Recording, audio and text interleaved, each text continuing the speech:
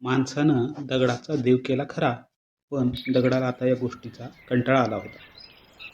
दगडाला त्याच्या देवपणाचा कंटाळा आला होता. रोज सकाळी होणारी आरती, धूप-तुपाचा धूर, दररोज दर्शनाला येणारी माणसे, दररोज दाखवला जाणारा नैवेद्य, अंगाभोवती गुंडाळलेली सुंदर तलम वस्त्र, जणू दगड आता स्वर्गातील सुख उपभोगत होता. पण दगडाला आता कंटाळा आला होता. जंगलातील मंजूळ पक्ष्यांचा आवाज आता मंदिरातील घंटेने घेतला होता.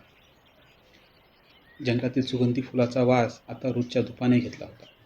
उघड्या रानात पहिल्या पावसात येणारा मातीचा सुगंध आणि त्या पावसात भिजून आणखीनच सतेज होणारी दगडाची त्वचा आता मात्र एका खोलीत बंद राहून काळवंडली होती. पण दगडाला आपली जागा सोडता येत नव्हती.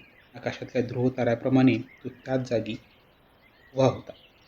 त्याची शांत, मनाचा ठाव घेणारी नजर विलक्षण आकर्षक होती.